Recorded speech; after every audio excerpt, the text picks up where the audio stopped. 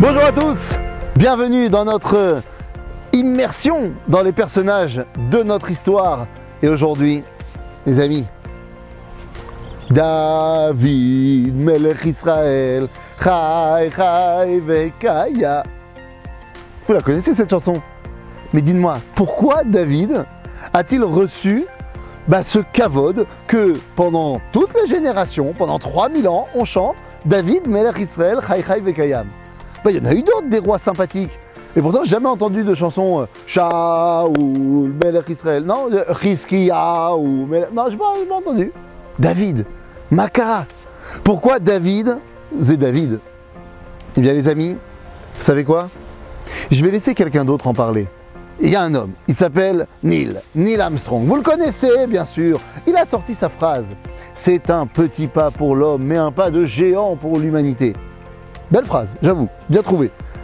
Mais ce qu'on sait moins, c'est qu'après, une fois qu'il est sur la Lune, il sort Tehillim. Tehillim, le Tehillim numéro 8. Et il va le lire. C'est le Tehillim dans lequel on voit que Dieu est le maître des étoiles, le maître du ciel. Il n'est pas juif, il est protestant. Mais pour lui, David, Melech Israël, son influence va aller au-delà du monde. Mais pourquoi David est si important? David, Melech Israël, Chai Vekayam, vous savez pourquoi?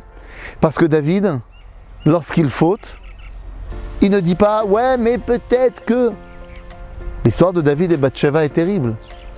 David ne cherche pas d'excuses. La Talmud va nous dire, à propos de cette histoire, tout celui qui dit que David a fauté se trompe. Mais David ne se cherche pas d'excuses, il dit « Chatati la Hashem ». David, Melech Israël, c'est celui qui va être capable de nous mener dans tous les combats d'Israël. C'est celui qui va ramener le peuple, non pas seulement théoriquement à sa gloire, mais concrètement. David, c'est celui qui a une relation absolument incroyable avec Ribono Shel Olam. C'est son papa, c'est son meilleur ami, c'est tout simplement la connexion ultime. David, Dieu l'appellera Avdi, Ahuvi. David, c'est celui qui va écrire Tehillim, Neim Zemirot Israël. David écrit les Tehillim, mais pourquoi? Eh bien, si vous connaissez un petit peu ce livre des psaumes, il est divisé en 5 livres. Tiens, 5 livres. Je connais cette séparation.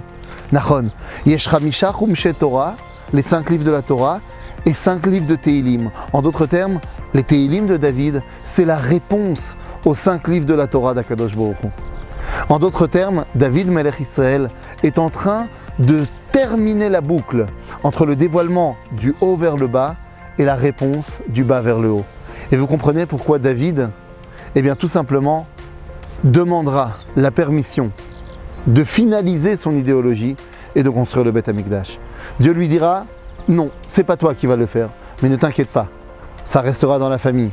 C'est ton fils qui construira le Beth Amikdash. Mais ça, c'est une autre histoire. À bientôt les amis.